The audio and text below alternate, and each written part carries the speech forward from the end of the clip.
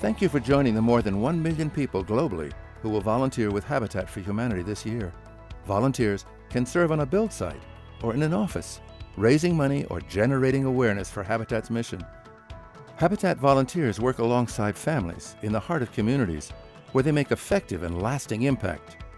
You're watching this video today because you'll soon be out on the build site, and there are key rules and procedures necessary for a safe, productive, fun, and engaging build day. This video will cover the ins and outs of risk management on the build site. You must watch this video before you step foot on an active construction site. Following these guidelines and procedures will ensure that we build safe, staying accident-free every day. It will also help you have a memorable experience as you help Habitat build stronger, more stable communities around the world. Let's get started.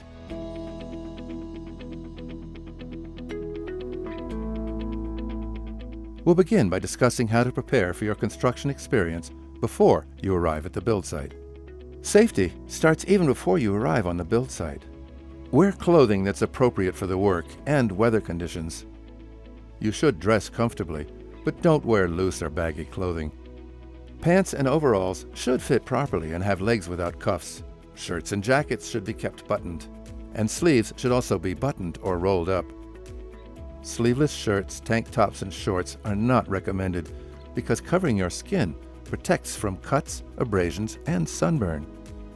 Don't wear jewelry or watches, and if possible, leave purses and wallets at home. Cell phones can allow you to gather great memories from your experience, but using your phone in an active construction area can be hazardous. If you do need to take a call or want to get that great picture, be mindful of your surrounding, or step out of the construction area. Shoes should be sturdy with thick soles. Wear steel-toed shoes or work boots if you have them. Summer heat can be a hazard, so be sure to drink plenty of fluids, drink often, and take breaks. Heat exhaustion is triggered by excessive sweating and not drinking enough fluids. Serious cases of heat injury can lead to life-threatening heat stroke.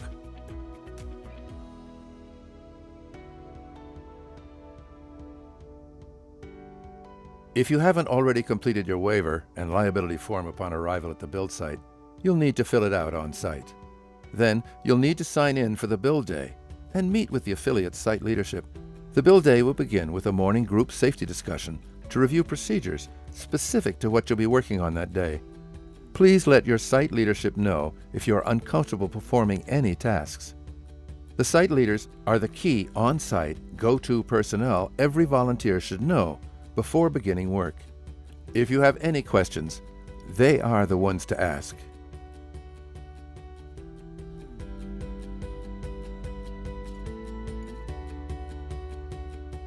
Volunteers under the age of 18 will have some important restrictions on the build site. Federal regulations prohibit young people from working at heights above 6 feet, using power tools, and doing activities like demolitions and roofing. Power tools are defined as any tool with a motor, as well as air-powered or pneumatic, used for or designed for cutting, shaping, nailing, stapling, punching wood, metal, or similar materials. There are some exceptions, so please work with the site leader before the day starts to find the best activities you can be involved in.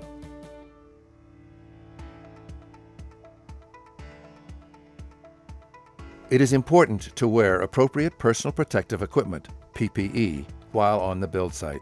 The site leader will provide all necessary PPE unless you prefer to bring your own safety goggles, gloves, and hard hat. Any PPE that you bring will still need to be inspected by the site leader for good working condition. It is important that you listen to your site leadership and follow directions when they ask you to wear PPE. We recommend wearing a hard hat anytime you're on an active build site. Site leadership will identify when hard hats are required, such as when any overhead work is being done and when you are working on or near scaffolding. Wear gloves, especially if you're carrying materials or cleaning up. Hand protection is important. Proper protection prevents cuts and blisters. Loose-fitting hand protection is not recommended while working with rotation tools because they could catch your glove and pull your hand into the machinery. If you do wear gloves, a best practice is to use mechanic-style or form-fitting gloves that provide more dexterity. Respiratory protection must be properly matched to the job task. Your site leadership can help you with this because using specific respiratory masks might require more training. Wear appropriate nuisance masks or face coverings for protection against non-toxic dust such as sawdust. Safety glasses or goggles are always recommended. Safety glasses are required when working near flying debris such as sawdust and hammering nails. If you're near flying metal shavings or concrete chips, you'll need to wear a face shield as a second layer of protection. Construction sites can be very dusty places. If you normally wear contact lenses, you should wear glasses instead.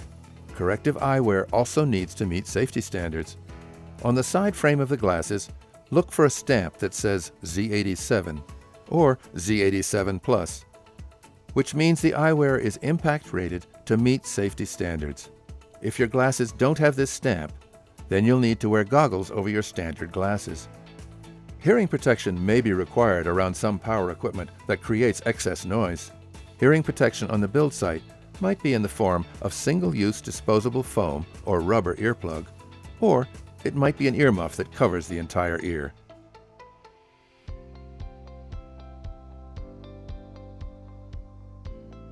Before using any product like glue, caulking, or paint, be sure to ask your site leader about the hazards. Each product comes with a safety data sheet that recommends protective equipment, outlines health hazards associated with the product, and explains cleanup procedures. Before you go into a work area, survey the area to identify potential hazards. Build sites often have lots of people and various tasks happening at once, so you need to be aware of your surroundings at all times. Start by looking at ground level, then look at the area within your reach. Finally, check out what's going on overhead. There may be temporary power lines or other obstructions. Be aware at all times of objects that could fall from the roof. As we mentioned, we require you to wear hard hats while doing framing or demolition, or any time overhead work is being performed, and when work is being done on scaffolding. Don't be afraid to tell a teammate to stop working if they don't look well or are working in an unsafe manner. If the volunteer resists, alert the construction site leader. If your buddy suggests you take a break, accept their recommendation. Reflexes, balance, flexibility, and upper body strength typically weaken with age, as does the ability to recover from an injury. But whatever your age or physical condition, don't lift heavy items or work from heights beyond your comfort and capacity. Be aware of your surroundings, especially when carrying long objects. Be aware of where your coworkers are and what they are doing around the build site. Don't back up or move in any direction where you don't have a clear line of sight. Never back up when you're on a roof.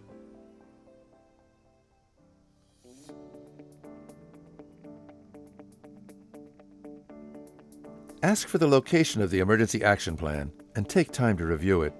Every build site has a first aid kit that's clearly visible, along with an emergency contact phone list.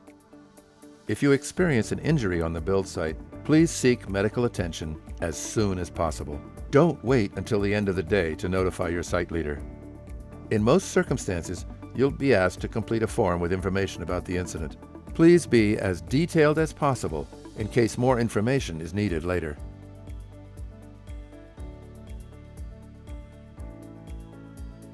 If you have basic hand tools such as hammers, tape measures, carpenter pencils, tool belts, or basic woodworking tools, bring them. We have a limited number of tools available, so it's a big help if you have your own. If you do bring your own tools, they must be in good working condition and will have to be approved by the site leadership to make sure they comply with all build site requirements. Please do not bring handmade tools, tools that you have modified or repaired yourself, or tools with missing or damaged safety features. Make sure your tools are sharp and properly adjusted so the handles are on tight and in good condition. Dull tools are hazardous because excessive force must be used to make them work. Hold and use your tools correctly and always carry them with care. If you bring personal tools, make sure they're identifiable as yours. With so many people on a build site, it's easy for your tape measure or hammer to be confused as a habitat tool. Brightly colored tape or markings make it easier to quickly spot your tools and let others know they're not habitat property. We can't overstress the importance of exercising extreme care when using power tools. A serious injury can easily occur if you're not familiar with the correct procedure of operating power tools. Before you begin, make sure you understand all safety procedures involved and have been instructed on the proper use by a site leader. In general, if you use the tool safely and as designed, you will use it correctly. Don't forget to inspect the tool for defects or safety hazards before use. When using a power saw, for example, make sure that what you're cutting is properly supported and that your power saw is properly adjusted and tightened. Make sure the blade is clear before starting the saw. A jarring kick can occur if the blade is touching the wood when you power it on.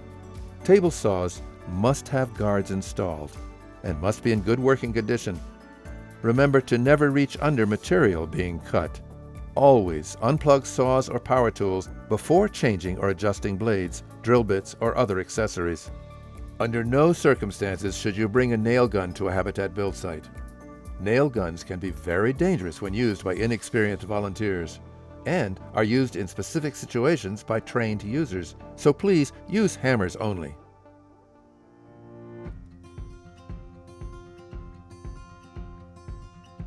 Inspect cords to make sure they're in good condition, and keep all power and extension cords out of walkways and doorways to prevent trip hazards. Your site leadership will direct you to use outlets that have ground fault circuit interrupters, also known as GFCIs, or to use an external GFCI at the power source. Ground pins need to be on all extension cords and grounded tools. However, it is acceptable to use tools that are two-pronged or double-insulated tools that were not manufactured with a ground pin. If a circuit breaker turns off, shutting off your tool, be sure to notify your site leadership for proper corrective action.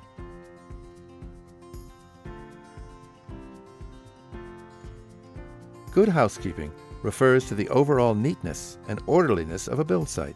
A well-maintained build site is a proven component of accident prevention. Lumber or piles of trash should not be lying around. Such trip hazards can cause serious injury. Please keep track of the tools you're using, and when you're done with them, return them to the tool trailer or put them in a safe place so they don't become a trip hazard for you or someone else. If you see something lying around, please pick it up. If you see a nail or screw sticking out of a board, remove it or hammer it down immediately or notify the site leader. We're responsible for the safety of ourselves and our co-workers on the build site. To work safely with either hand tools or power tools, make sure you're on firm, solid ground. Do not try to work over rough piles of dirt or on stacks of material or scaffolding that are unstable, and always watch for slippery conditions. Be aware of excavated trenches or holes, gaps in the floor, steep drop-offs, and other hazards. Only trained workers are allowed in or near any holes in the ground, like excavation or trenches, so stay 6 feet or more away from the edge. Holes in floors should have covers or guardrails around them. Never leave a hole unattended. Don't forget to help clean up at the end of the workday.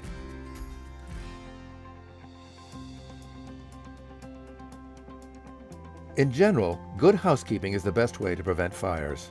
Flammable and combustible liquids must be properly stored and clearly marked.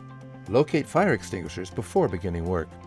Always keep containers, such as paint thinner, closed when they are not in use. There are usually temporary overhead power lines on site, so be extra careful while carrying ladders and lumber. Aluminum ladders and long-handled tools such as paint extension poles are not allowed near overhead power lines.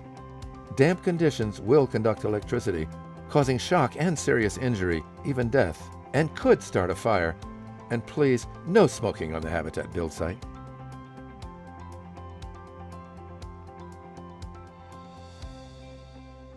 Ladder safety is another area that requires your attention. We often take ladders for granted by not using them as designed and not following guidelines, which can result in serious injury. Always check the condition of the ladder before using it, and if you spot a problem, alert your construction site leader. Use a ladder only for its designed purpose, whether it is an extension ladder, step ladder, or leaning ladder. Do not use the top 2 steps or the braces of the ladder. They are not intended for climbing. Step ladders can be used only when they are fully open and the spreader bar is locked. Never exceed a ladder's posted load limits. The ground surface should be level and solid. If the surface is not level, make sure to secure the ladder base to stabilize it from accidental movement. Use the rubber pads on solid surfaces like concrete, and use the swivel spikes in soil or gravel. Use the 4-to-1 rule. For every 4 feet in height, the base of the ladder should be 1 foot away from the house. Ladders extending onto the roof should extend at least 3 feet past the roof or working surface. The same rule applies when working with scaffolding. Always face a ladder when climbing up or down. And always use 3 points of contact while climbing, 2 hands and 1 foot, or 2 feet and 1 hand. When stepping off the top of the ladder to another walking surface, be sure the upper part of the ladder is secure to prevent accidental movement. Always keep the exit points clean and clear of debris to prevent ankle twists or tripping hazards. Don't forget to remove all the tools from the top of the ladder before you move it.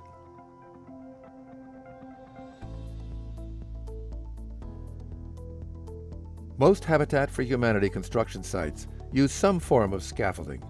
Meet with your site supervisor for training on how to use the scaffolding at your build site. We cannot stress enough the importance of roof safety. When working on a roof, always move slowly and carefully. Only crews trained in fall protection can work on roof construction. Always inspect equipment and harnesses before usage. The trained work crew must always use some form of fall protection. For example, you may be asked to wear a full body harness while working on a roof. Trained workers need to keep the roof clean and clear of loose items that could cause someone to slip. Nails, shingles, tools, etc. Guardrails may be used for roof edge protection, so use caution when getting near them.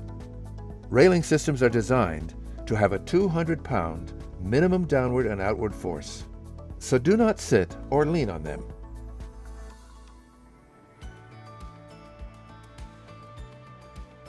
Lifting and carrying involves simple rules, but those rules can be easy to forget.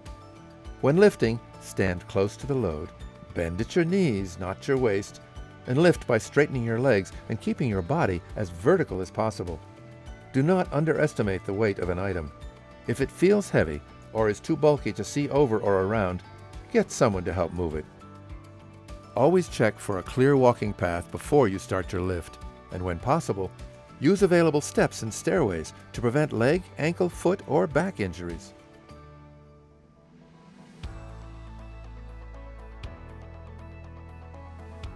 Remember, most of what we discussed is just good common sense, but sometimes we forget things that are obvious. Forgetting is dangerous on a build site. If you spot an unsafe situation, calmly point it out to your site leaders. If you're not sure how to do something, just ask. And if you feel uncomfortable about how things are being done, tell your construction site leader. Thanks for your attention. Enjoy your day serving with Habitat for Humanity. We all want to build safe by staying accident-free every day, so our local homeowner family can enjoy the finished product, a decent, healthy, affordable home.